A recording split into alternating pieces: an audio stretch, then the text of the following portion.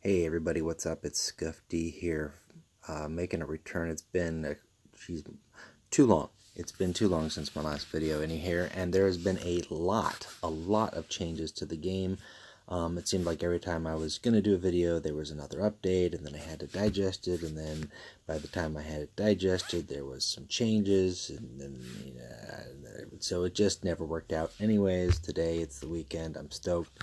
I've been having a lot of fun with the game today, and I kind of wanted to talk about a few things. I think I'm actually going to have enough time to squeeze in 2 videos. I'll do one initially kind of following up with my initial card by cards, and then I want to do one talking about some of the new deck that I'm playing, which is the Artellus Numian. Still tweaking it, still adjusting it, but I'm actually having a lot of fun with it. Just to kind of flash it in front of you there for a little bit. It's it's new. I tried the Vulcan. The Vulcan's pretty good too, but Numian lends himself to a lot of combos, a lot of board control, which for a long time I think has been lacking in the game. So it's nice to see that returning. So, anyways, let's go ahead and let's get into the card by card. That's what we're going to be doing today. I'll be talking about. Let's see. We already did the Sons of Horus. We already did the Imperials. Today it's the Mechanicum, and since the last video that I had, there's obviously been some changes to the Mechanicum. There's actually been some changes to the game, so we'll actually be able to see some of the cards that have been changed. A big thing with the mechendrites, that's the main change. Number one and number two, there's a couple new cards in here that are worth looking at. But first, let's start with the Warlords. So let's get into it. Caliber Hall. You don't see Kaleb unless usually it's a bot playing. I've seen a couple players every now and then play him. I don't know. I myself have not played him on ladder, so I don't know honestly how the mechendrite goldstone hits, how that changed him. His ability to create a mechendrite is his main function, which is really good. I mean, you start that out early on. After a couple turns, you've got 2 or 3 mechendrites, and depending on what that's generating, you have some potential for like a big, heavy combo. It was a lot more stronger with the goldstones prior to the mechendrite, the bloodthirsty mechendrite being changed, but it's still very good. His refill to energy, I don't see a whole lot, and you don't see it a whole lot used primarily because there's a lot of board control stuff, so he might get 1 or 2 units on the board. The Mechanicum units are great. I think they're probably, I mean, between with a couple choices, I prefer them over the Chaos and the Imperial myself. So if you've got them still on your turn and you chuck them at your opponent after you've dropped a troop, you could get 2 energy back that you could use to drop another troop, but you need to have stuff in your hand. So that ability requires several things. It requires having cards in hand, it requires having a troop on the board, and it requires the proper sequencing of energy to cost ratio to properly use. So 9 times out of 10, you're not going to use that in a game. You might use it 1 turn throughout the game properly. Otherwise, you're just going to be creating mechendrites. Now, Kaleb Dcimo, that's this guy that I like personally. I've used Kaleb quite a few times. He was big in the event. I think initially in his debut event, he had higher health, but even with the lower, and I could be misstating that. I don't remember. It's been a long time. But his ability is solid, and you can use that throughout the game. Number one, refill 1 energy when you play a Mechanicum troop. That's when you play it. It's got to be a troop. Can't be a tactic. But basically, if you time your cards right and you've got your cost right, you're playing cheaper cards to get you more energy to play more cards. It's somewhat similar to Caliber Hall in requiring to have cards in your hand, but it's easier to do. It's easier to pull off. It's easier to gain a benefit from. And then obviously his biggest ability is the 2 energy stun and deal 1 damage to the enemy warlord, which is a little, peck and jab with those mechanical bionic arms behind, kind of judding out there and slapping a Primarch or a warlord in the face. But that's really powerful, especially with some of the warlords who you want to stun, who are like, Korax. You stun him, he can't use his ability, he can't stealth. You stun Erlin, he can't hit you for 3 in the face. Anybody who's got direct damage. Mortarion, you stun him, he can't stun your troops. It's not ever going to be a bad thing to stun the opponent's Warlord. Unless, like you need to get a troop out and you want to save up the 2 energy. It is important to note that you don't want to just constantly spam this ability and risk losing control of the board, because Kaleb Dcimo, in my experience, is a long game player. So he's going to start out mediocre. You've got to keep him alive. You don't want to use face strikes. You want to have that ability and have a full board late game with just all sorts of things going off and just throwing helter-skelter at the opponent. If you're trying to do it too early on, you're going to fall behind and you won't be able to recover as quickly. So going into the card pool here for the Mechanicums, there's a variety. Some are useful, some are not. Arcadia's initially was, I don't think anybody ever used it until Raven Guard really hit, unless they were throwing it away for like just a kind of a cheap spam with the changers. Now Arcadia's is one of the better stealth breakers, and people want to argue that the Javelin Speeders are the best. I disagree. Javelin Speeders are nice, but Arcadia's for any other legion, especially for neutral factions. It's one that they have access to, and it's 1 energy, and it's rally, and it hits all enemies. It's not random. It's not one enemy. It's all enemies lose stealth, which for 1 energy, that's a pretty good ability. Now, if you're not playing against Raven Guard or an opponent who's got stealth on the table, yeah, it's a dead card. Tell me a game where you don't have a dead card in your hand. That's the way the games go, and that doesn't mean that he's not useful, especially with Kaleb Dcimo. You throw him out, 1 energy for free, you get another 1 energy. But not only that, you've got a troop on the table, and if you're playing Mechanicum, you're going to have other stuff to boost Mechanicum. It's not a bad trade-off. In certain decks, obviously, there might be better options to go with, but Arcadia's is worth considering. He's a rare, and if you're having problems with Raven Guard, give him a whirl. Don't get frustrated if you can't use him against other legions, because that's the way it goes. Sometimes there's other cards that you can't use direct damage sometimes against the Raven Guard, so it's a tit for tat. Epsilon Sigma, I think these guys came in like some pre-constructed decks, some starter stuff, some commons. They're not something that you would throw in your deck for a 1-cost energy. You're going to go with Arcadia's, or you're going to go with Xyni 73, which we'll get to in just a second. It's a 1 for 3.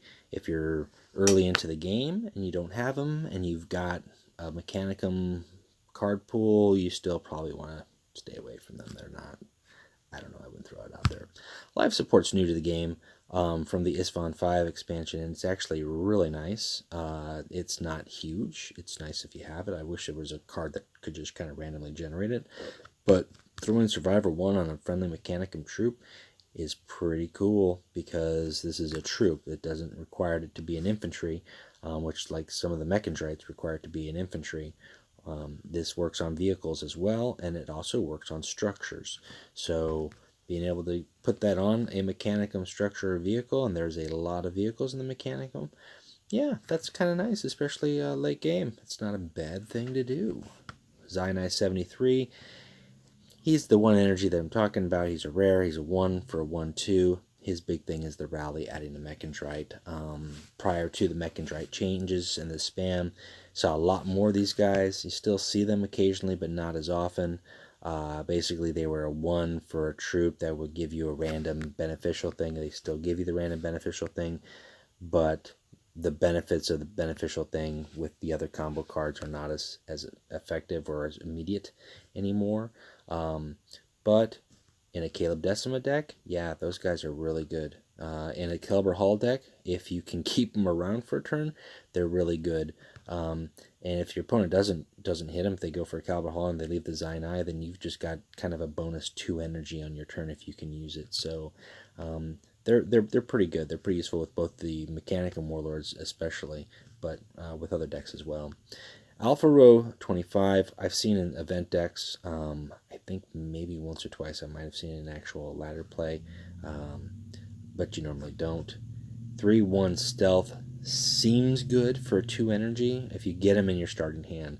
Later game, there's so much spread damage, random damage, that odds are not favorable that he will survive to break out of stealth. But if you've got certain warlords that can buff him, like Engathol or Ferrus Manus or something like that, and they come up and you can buff them and they can survive a little bit longer maybe. That's not a bad thing. Engathol's really actually only had marks, not stat buffs, but Ferrus Manus does, and Ferrus Manus changes might make that considerable now. So that's one of the new updates is his abilities have his reckoning and his deck construction concepts have changed. So we'll get into that, I think, in the next video. But right now we're talking Mechanicum. Let's stick with it. Ambassador Melgator. This guy is a staple if you have him. If you don't, get him. He goes in every deck that you can fit him in. There's no reason not to. He's a bounce. He bounces one of their troops or one of your troops to the hand, which is great if you've got a rally combo that you want to reuse, if there's a troop that you've got that's low on health and you want to save it and get it back into play, but especially if they've got a front line or a big nasty troop that you want to get rid of or stall for a turn. Melgator works every time. He's just, look at that face. He looks like he just ate like a sour lemon. But you know what? With those lemons, he makes lemonade. So Melgator, probably, I would say probably, in my opinion, the #1 Mechanicum card out there. And that might be saying a lot, but that's my call. I'm going with it. Melgator, All-Star, #1, this guy. And some of the combos that you can do with them, there's a few other combos that return cards to your hand on top of that, like Eisenstein for the Death Guard, Hidden Run, which I love using Hidden Run on Melgator because then I can pull him back into my hand, use him again. It's a 1 energy, and then that combos with an Inescapable Cell. It's really annoying, but Melgator is just great. What's not to like? So then we start to see some front line here with Delta Psi 02. These guys are kind of a cheap little front line. Usually throw them in there, if you're doing a neutral deck.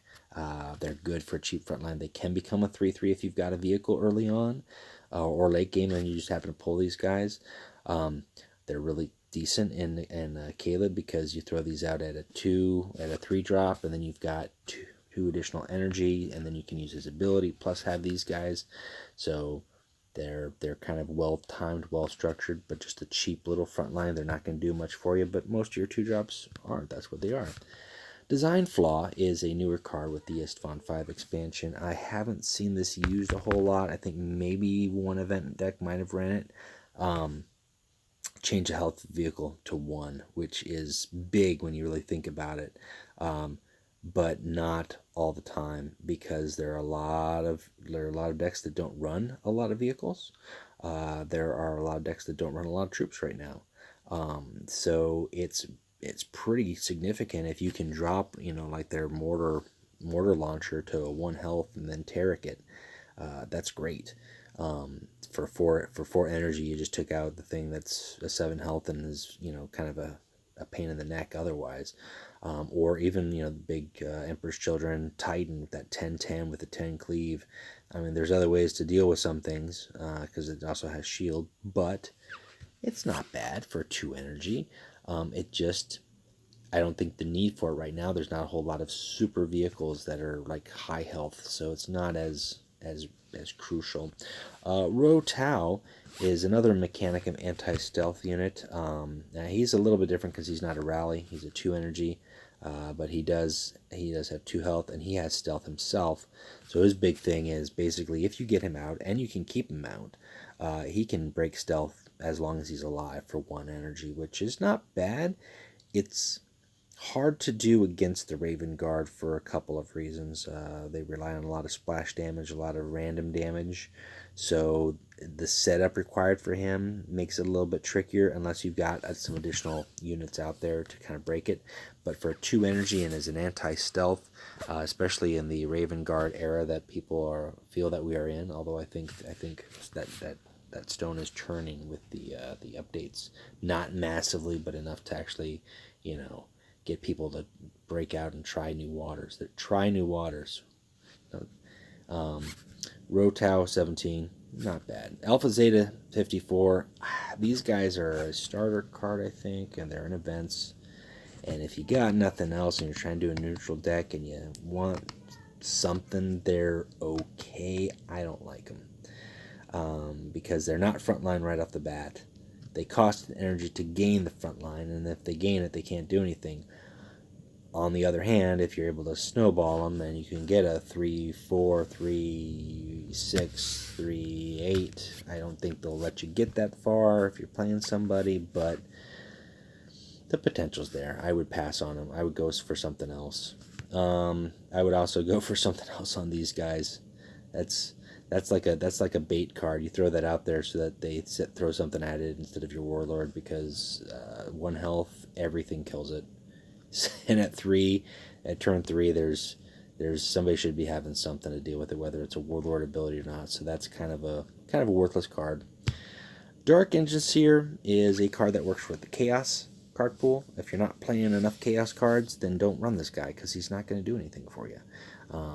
But if you are running Chaos, if you're Angathol, or you're running a Chaos heavy Mechanicum, or you're running a Chaos heavy anything else that combos with Chaos well, Teloth's Changers deck, a massive Demon Summon deck, these guys reducing cost by 2 less, that's pretty good for 0 energy. They're not going to do anything for you offensively, but they do work for other things. So alright, so we're back into it. At 1817, I'm going to have to check that out here. Alright, sorry for the interruption. A little break there. Epsilon Alpha 63. 2 energy, fully healed vehicle or a structure. There we go. We're not going to say no to this guy, especially if you're running a lot of vehicles or structures. He's not super offensive, but if you can stick him out there and just use his ability once, it's going to frustrate people. I don't know. Like, again, I've seen him in event decks. I don't know how well he runs in other decks normally. Like, maybe Iron Hand's vehicle deck, although I don't know if that's even worthwhile. For 3, I'd probably opt for another card. It's not a bad card, but it's not the card. I just realized I was in my cards. I'll make sure I don't think I missed anything. Yeah, good. Okay. Psi Alpha 52. These guys are good for everybody, especially if your Warlord is one that you're using to attack. Angron, Fulgrim. They're even more annoying in Death Guard or Salamanders with Vulcan. They used to not remove stun, and then they added that in, and that's a big difference, and they're very nice. Healing 3 is great. Removing stun is even better, because that can go on a unit, or that can go on your Warlord. Most of the time you might throw it on your Warlord, but if they've stunned somebody and they think they're safe, and then you remove that stun with these guys for a cheap cost, that's pretty good. Now here's a card that I want to get to talk to. I got one of these in a pack, a reward crate from the event yesterday, and I picked up the second one today, Shield Generator. I don't know if I'm going to run 2 anymore. I was toying around with 2. I think 2 is a little overkill, but this card is out there. If you see it, get it. It's in the shop today, so by the time you see this, it'll probably maybe be in the shop for like another few hours today, but if you see it, pick it up. This is a game changer. People may not like it, they may not agree full-heartedly with it, but if this starts seeing play more in a significant amount of decks, it's going to change the decks that we're seeing. Right now, there are a ton of decks that run a lot of tactics. There are some that run like 90% tactics. Angron, Tarek Spam, some Lokins, Erlin, I don't think as much, but just the same. Anything that are running those splash damage, direct damage, random damage, ability, spam, with occasional units thrown in, this card shakes it up big time. I've been playing with this all day in several decks, and every time this hits the table, it frustrates the opponent, and you can tell it frustrates the opponent because they spend 2 to 3 turns trying to get rid of it. Now, I will attest that it's taken them a couple extra turns because I'm playing salamanders, so I make it harder for them. But just the same, it has shield, which protects it from 1 strike. It has 3 health, is pretty cheap. It's going to get, 1 turn, 2 turn, if they have troops on the table. That's the important thing. And then obviously the tactics cost 2 more. Now that affects everybody. So if you've got this in your deck, don't put this in your deck if you're running lots of tactics. Build around the concept that you want to have minimum tactics, so when this plays out, it doesn't hit you. Or don't throw it onto the table. If you want to play a tactic, then throw it onto the table. But man, I'll tell you, I think I had Nev rage quit on me. Because he must have had some furies from above sitting in his hand that he couldn't use.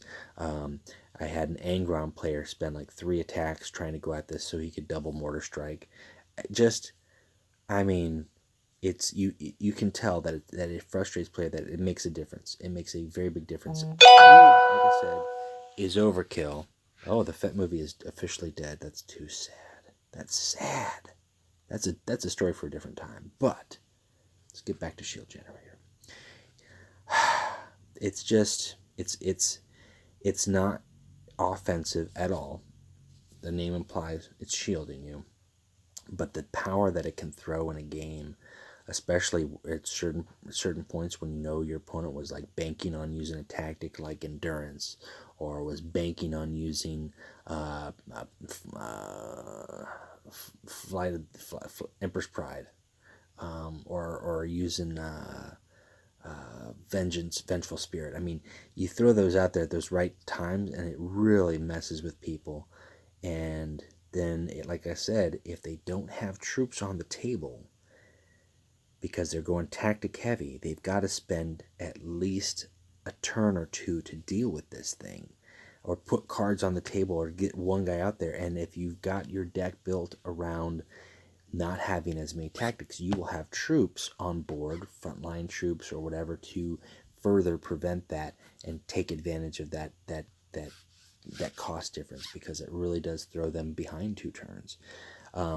I was really glad that this is the one that this is an event card. It won the event, and it was very wisely done. I think the decks in general made it that people wanted to play Shield Generator, but I was looking forward to this card being added in. We need to see more abilities like this in the game, but this is the start. Very interesting, and I look forward to seeing some legions that are not going to be tactic focused, or more importantly, might even, like further employ some sort of use for Shield Generator, maybe adding more to the cost, or just the potential is there. This is a Mechanicum card, but the potential for this card can go in any deck that you want to build without a lot of tactics.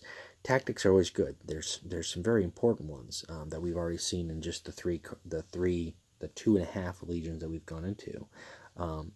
They're good, but this changes it back to the early days of the game, where you may want to consider having more troops to deal with this, and to not fall behind, because you fall behind 2 turns because you're banking on having a certain tactic or several tactics.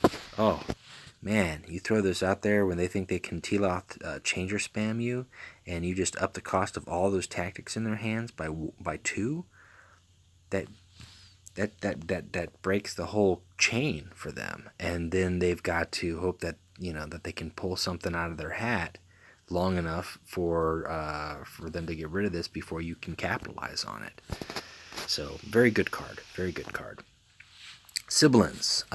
Sibilance is really good, but with the way the game has gone currently, they're kind of not as useful, because their ability to return a random enemy troop to hand is more easily used against them now. So while they're 3/3, and that's great, and you can use them for board control, it's very often and not the opponent won't give you a choice, or they'll get rid of your sibling after using a rally troop, or a perfection troop, or somebody that they want to keep alive so they can bring them back.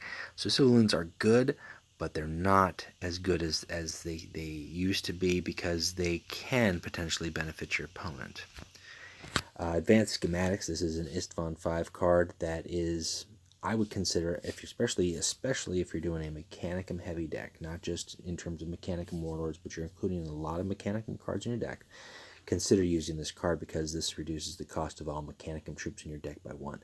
Now, troops, not tactics, not just tactics basically, I guess. But I mean, reducing them by 1 for 4 early on, and we've seen that in 2 events already. I think the Mandrix Red Corsairs, the Mandrix decks applied advanced schematics, and it was actually really nicely done. Really nice. It was actually a really good deck. Alpha Theta 2. So this guy saw a big change. It's not a massive change. His health and his stats and his cost remain the same, but his ability, instead of becoming at the end of your turn, is now a relentless ability. So he has to survive a turn for it to trigger, which he can.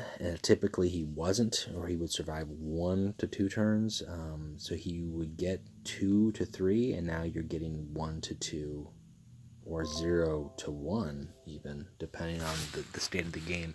So not as good as they used to be, but if you left them unchecked, they are going to be adding those mechendrites, and mechendrites make the world go round for the Mechanicum. So there you go. Delta Omega 42. So this is an infantry, deals 2 damage. It's cheap for 2 health, but their ability as a rally can go on a warlord, it can go on a troop.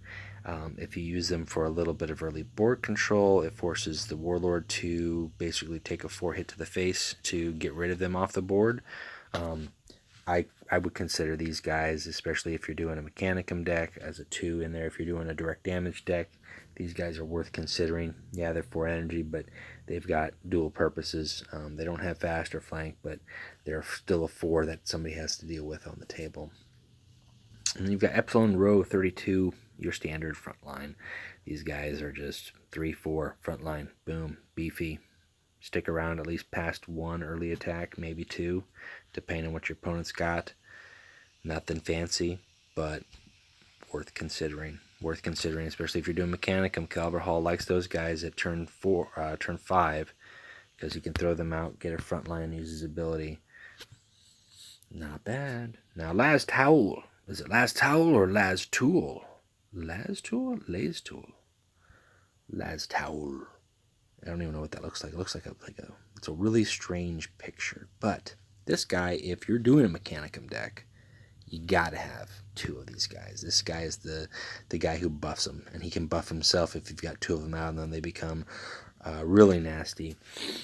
Something to note here that's interesting, and I don't know if it's really a bug that's ever been addressed or if it's just kind of the intentional design. If you buff somebody up by a +1, and they end up through the course of that buff get dropped to 1 health, and then you get rid of these guys, those still remain with 1 health. They don't lose the -1/-1 at that point. So something to keep in mind if you've got them on the board and you want to deal with them. I don't know if that's intentional or not, but these guys, infantry troops, powerful, buffing every Mechanicum troop on the board. Sagittary Squad. These guys are new. I like them. I like them a lot.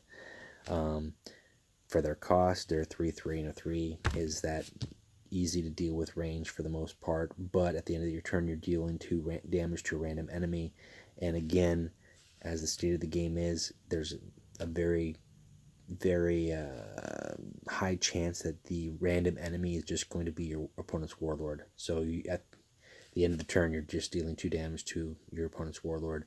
Is it possible that they won't last a turn? It's possible, but if you've got Last Howl pumping these guys up to a 4/4 and you've got them behind the front line, it's a little bit harder to deal with, and they're going to be peppering, and that's nice, and that's something to think about. So, Time Meltabomb.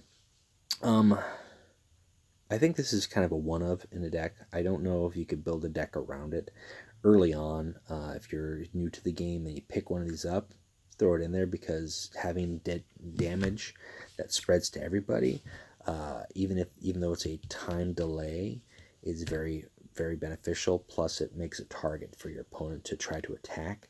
They have to deal with it. These aren't as good because Rask can just hit it, and then it's gone. Um, a lot of things can just hit it, and then it's gone. It buys you a turn if you need to, but if they can't get to it, you pop it. It's 4 damage across the board on the opponent's side. That's not a bad thing, but again, I don't know if there's a deck that could be built around it. So something to think about. You know, like I might include one in a Kaleb deck. It's maybe. Delta Omega 03. These guys are a little bit high cost, but their ability to stun enemies damaged by this works both whether they're defending or they're attacking, which is interesting. I don't know how well they're used. I mean, they're vehicles, so if you're building vehicle heavy, keep that in mind. If you're going mechendrites, keep that in mind. They're vehicles, so the mechendrites aren't going to work with them. They're good. I don't know how good they are just yet. I have used them a couple times, but I usually opt for something else in the 5 cost. There's a couple here that we'll get to that I like more, but they're not bad. They're just it depends on if you're going for like a stun heavy thing. Forge Complex. I picked this up when it was in the shop, and I ended up getting a duplicate in a crate. But you know what? It's really good and important for Calvert Hall and for Kaleb, who want to have more troops in their hand. This is giving them a troop in their hand. Now, the odds are high that it's not going to be a great troop because there are plenty of not great Mechanicum troops, but there are also just as many good Mechanicum troops. And if you get this in at turn 5 in the game, or depending on if you've got another Legion who's reducing cost of the cards, or you have an abandoned supplies and you get this off of turn 3, your card pool in hand is going to grow, your options are going to grow, and if you are going to focus on Mechanicum stuff, that all kind of ties together, that's not a bad thing. You pull up a Melgator from a Forge Complex, you'll be really happy the first time that happens. So these guys here, these are just a big beefy vehicle. That's it. 4, 6. I'd pass on them. I mean, that's nice, but at 5, there's a lot of things that can just destroy it outright. And it's not like it's a 6/6. He's a Castellan robot. That's what he is. But I'm going to pass on him. I'm going to say, meh.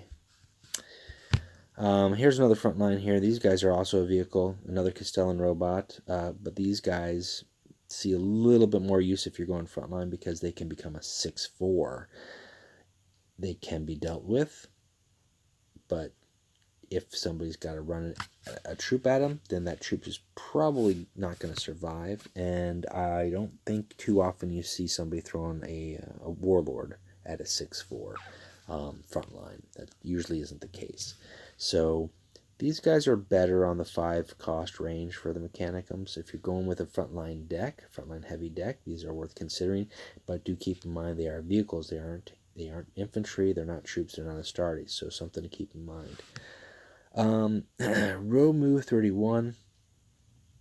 These guys are also one that I think is kind of fallen a little bit behind with just the lack of vehicles. You do see some vehicles, but you don't see them enough.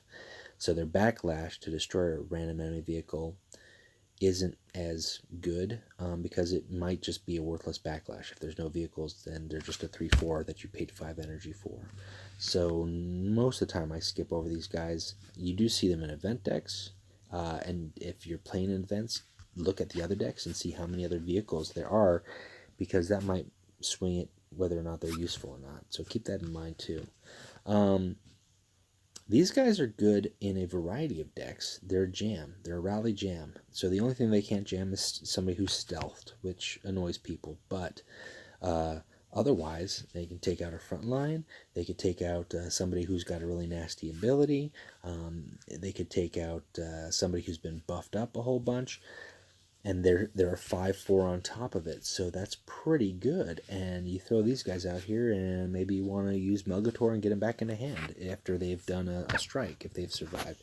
Something to think about. Now, they can be, with the 4 health, they can be dealt with via defensive satellites, but they're not terrible. I've only got one of those. Wow, I thought I had 2. But yeah, those guys aren't bad. Skitaria Protector, these guys are new. They're a beefier front line, a 4/5 front line. and they've got a backlash against stealth. So now we've seen 3 anti-stealth cards in the Mechanicum stuff alone. So Mechanicum showing very usefulness stuff against the Raven Guard. Now this is not as useful because at turn 5 is a tight turn for against the Raven Guard. But if they don't have a Javelin Speeder or a Scimitar Bike to throw at you, these guys are a wall, and then you can actually potentially use them on your turn, and they got to deal with it. They got to maybe delay putting out a stealth unit, or if they've got a bunch of stealth units, then it loses a little bit of punch because it's random. But they're not bad. They're not great, but they're not bad. But it was nice to see them added. Now here's an 8/4 for 6. It's a robot. It's a vehicle. I don't like it. I like the 8. I don't like the 4. If it was 8/5 for 6, that'd be too much. But no ability. I'm gonna have to pass on this. For 6 cost, you want to have certain things, and that's just not one of the ones I want. I would go with this guy over that. He's a 5/5 rather than an 8/4, but he's healing 2 from adjacent units, which includes your Warlord, as well as poison, which you don't see too much, but between the two, I would go with this over that. I don't see these guys. These guys are an 8/7 for 6, but they've got a kind of a big drawback. If it's the only troop you control, if you're just throwing him out there, he's not going to do anything for you. And I don't see him enough, so I can't tell you if that's the end of each turn includes the opponent's turn, so he could consistently be stunned on your turn, and his turn, and your turn, and his turn. I don't know. I haven't seen him in the game enough to actually test that theory, because I think people are wise enough to know that they're just going to play with something else. But if he does happen to stick around, oh boy, he's a 8/7. That's nothing to shake a stick at. Hang on here. Let me just adjust the camera. Yeah, I got my stand fell off. It's going to be a little chaotic until I fix it. Sorry, technical difficulties. All right, so we're moving into. Uh-oh, did I freeze? I think I froze. Nope, I'm back. All right, good. Photon thruster 6. No, this is just, I don't know why they did this. It's a 2 energy for a jam, and it deals 3 damage to an enemy troop. I mean, most of the time, the 3 damage is probably going to KO a troop. They're 3/7. You're paying 2. The jam is nice, but then why don't you just pay 5 just to jam somebody outright? I don't know. I don't see these guys. They are infantry, that's nice, but you don't see them. You see this guy. Now this is a legendary, so he's a 1 of, but this guy is nice. He's a 7/3 stealth, so unless they have some luck with some random damage, he's going to survive, and then he's going to start hitting in the face, and if you've been building up your mechendrites right, it's going to hurt a lot. It could be the game right there. There are a couple ways to deal with him. So yeah, random damage if you're lucky.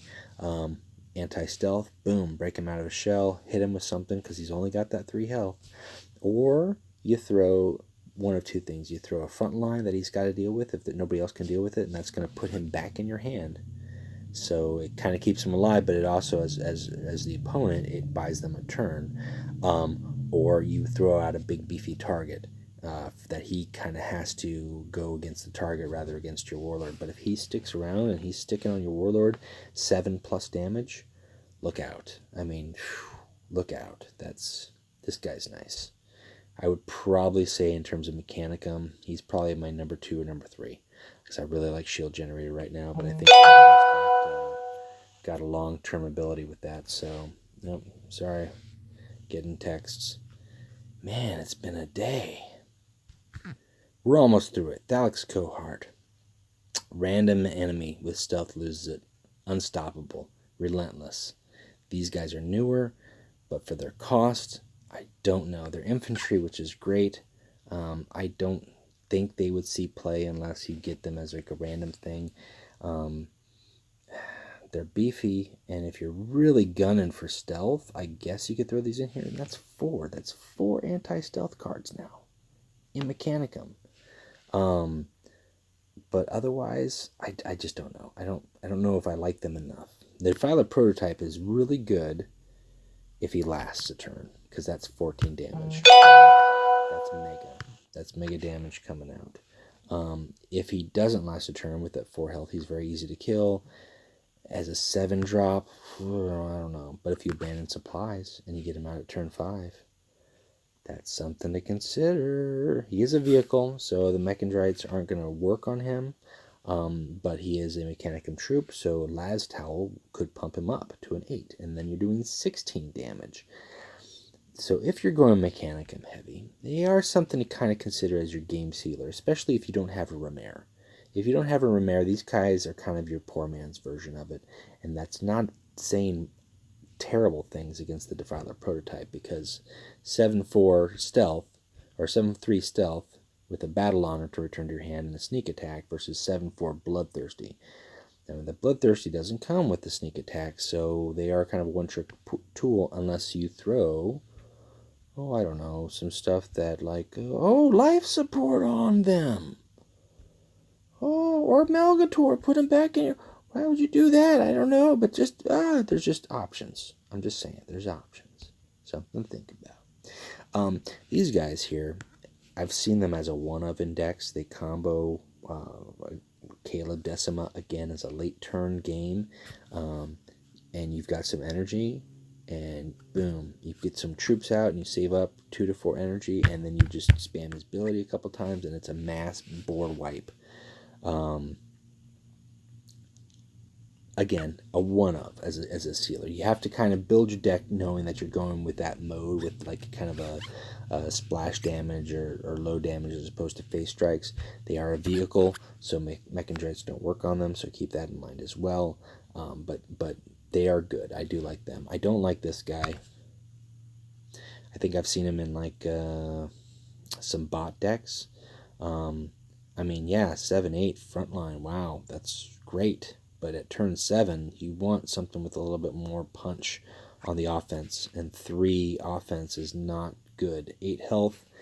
I mean, there's so many things that destroy cards or can bounce, so that's just, it's not good. Your 7 costs is going to be either Defiler Prototype, Eviscerator Engine, or one of these two guys, the Spirit of Mars, or let's see, Melvus. Definitely not this guy. It's an even cost, 7-7. If you don't have anything else to use, go ahead. It's a vehicle. Sure, if you want a sealer, but without an ability, it's lacking. Spirit of Mars, on the other hand, is a tactic that you could get, and you're drawing 3 Mechanicum troops from your deck, and they cost 2 less. Now, this is from your deck, so you're not getting junk. You're not getting random stuff. If you built your deck right, you're getting some troops that you want to use with your Warlord, or you want to use with your other cards, and they all cost 2 less. So that's a card of 7 that's going to get you 3 cards in hand. That's going to save you 6 energy either on your next turn or this turn if it's later, because there are some troops that you would... A 0-cost Melgator is not a bad thing if you need it that turn. You know, a 2-cost Las Tool and a 2-cost Sagittarius squad and a 0-cost Melgator or a 1-cost Shield Generator. I mean, the possibilities are very, very high there. And then again with the Warlords, throwing those troops out at reduced cost to get more energy potential later, not a bad thing. I just got this guy from the event Gold Crate finally. He's a good one. He's not the best, but again, because of the vehicles, not seeing play as much, but he's a 7-4, so offensive is okay, and his rally instantly destroys a target enemy vehicle, whether it's got shield or whatnot. It'd be a little bit better, I think, if it was a vehicle or structure, but for what it is, it's okay. I don't think you need to in every deck. But yeah, we're reading Mechanicum, by the way, if you if you saw that. I have no choice. I have to do this on my phone. I have to do these videos on my phone. That's what I have. That's what I use. Don't hate me. But 7/4, I don't know. I mean, he's not in every deck. If you're running across a lot of vehicles, and if you're on a certain tier and you're seeing a lot of decks with lots of vehicles, and you have this guy, he's a legendary, so he's harder to get. He's okay. He's decent in event decks, especially if the other decks are using vehicles. But outside of that, he's not always great. Doombringer is great. Again, this is a deck that you build with the keeping in mind that you're not going face as much. Can go face 7/5, but the ability to deal 2 damage to all enemies, if you time it right with your board, you've wiped the board and everything is good and taken care of. I mean, they can, and then if they stick around for 2 turns, that's 4 damage. Doesn't seem like a lot, but if you're getting rid of like 3 troops on the first turn they come in, that's pretty good. That's pretty good board control. Yeah, he's an 8-drop, but Spirit of Mars can make him a 6-drop, or Abandoned Supplies can make him a 6-drop, or, Advanced Schematics can make him a 7-drop. So things to keep in mind. We're almost done. But I'm going to go ahead and pause this for just a moment here to deal with some text messages. Sorry.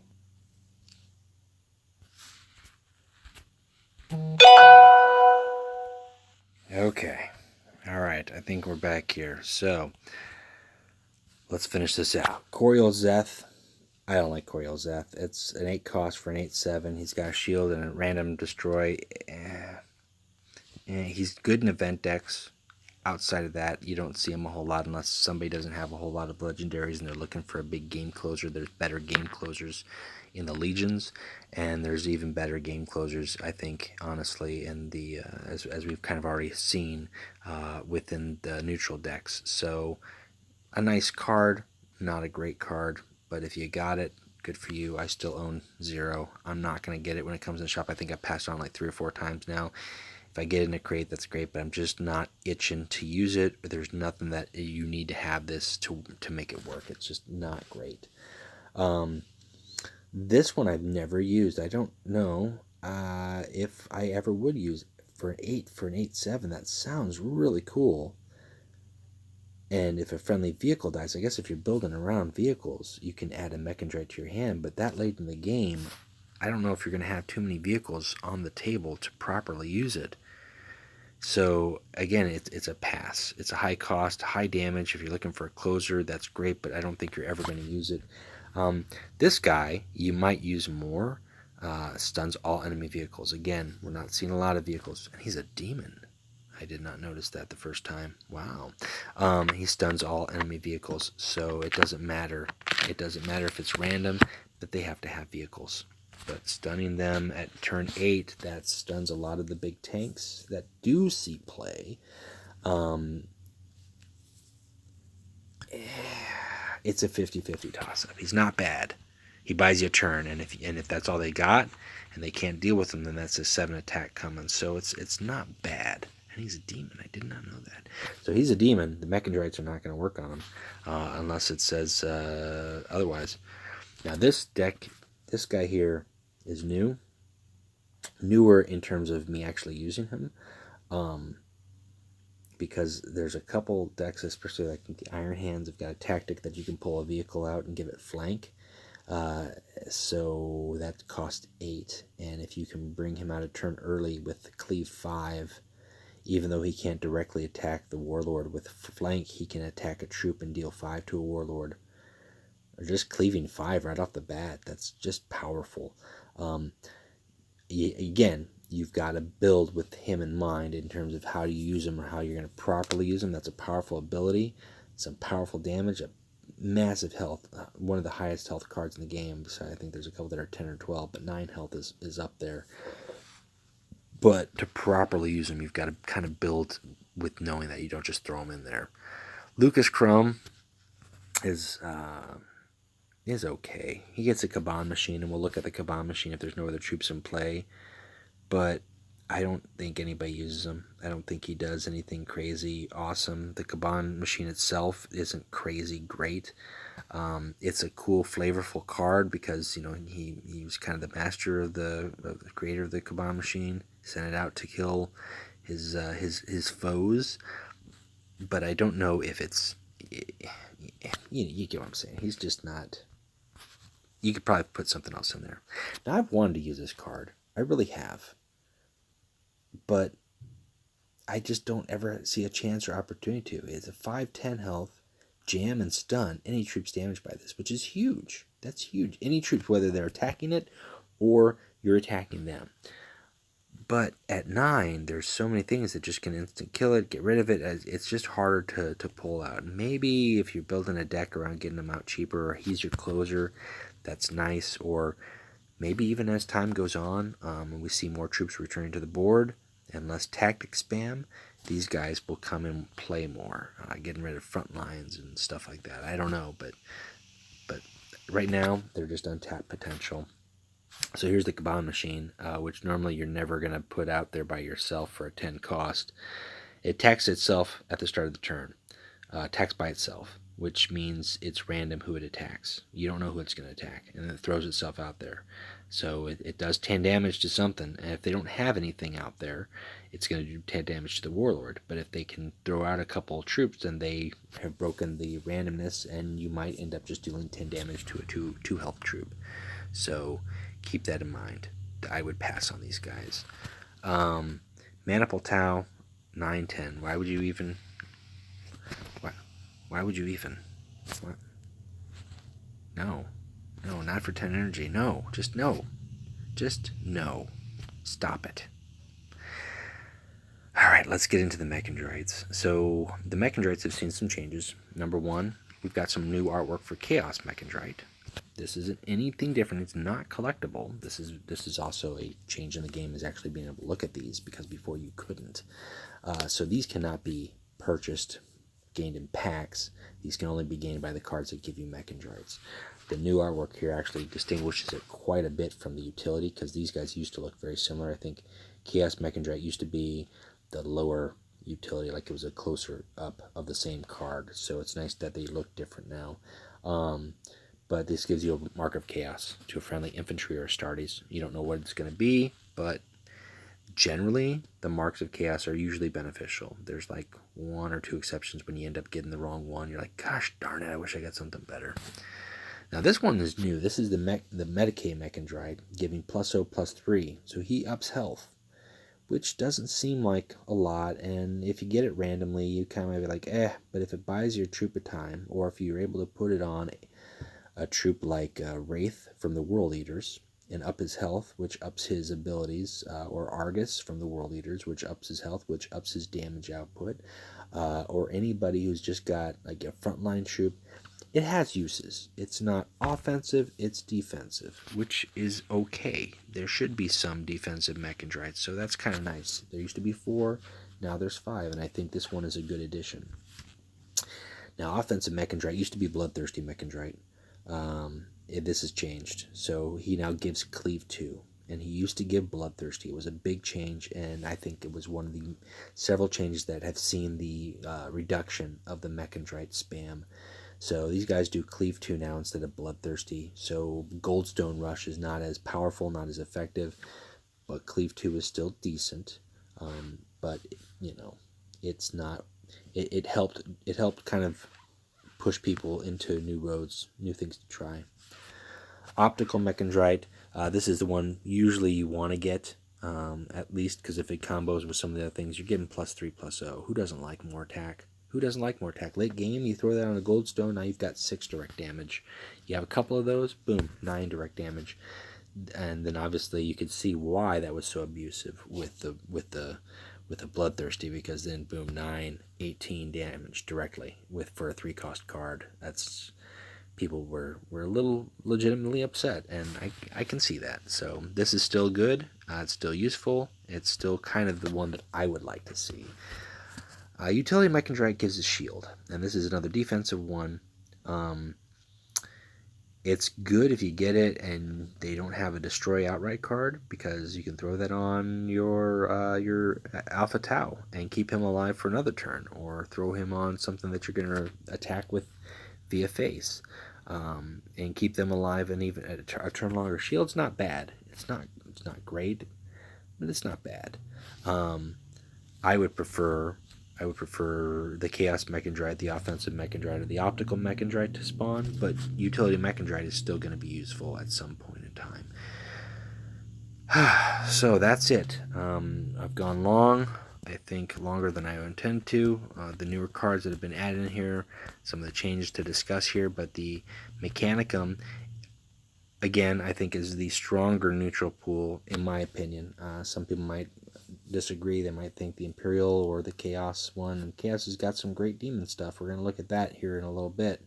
But I like the Mechanicum. I like Kaleb Dcimo. I love Melgator. I like the potential shield generator. I want to see more people use it. I want to see it shift people's deck choice directions because it's necessary for a lot of reasons. And try it. Get it, put it in your deck, use it, and see how your opponents react. And you can gauge the mindset of your opponents. You can gauge the mindset of the current meta. It definitely frustrates people right now, and they will have to shift to deal with that frustration, or they will have to shift so that it's not as frustrating when they encounter Shield Generator. Again, I don't think that's a 2 of yet, but it's getting there. So, let's go ahead and open my free crate while I'm here. Hey, alright, that looks like good stuff. Not really, but we'll take it. Anyways, later on tonight, I want to talk about Numian because I'm really liking the Salamander changes. We're going to go a little bit more into depth in terms of what the Salamander changes are, and I think I'm just going to play a couple games with them just to kind of show whether that's bot games or practice games with lodge members or ladder games. I don't know. We're going to see. We're going to see what's out there. Anyways, folks, thank you for watching. Thank you for bearing through with some of the interruptions. Thank you for dealing with my messed up hair. Thank you for your patience. And you know what? Keep playing Legions. All right. Thank you. Bye-bye.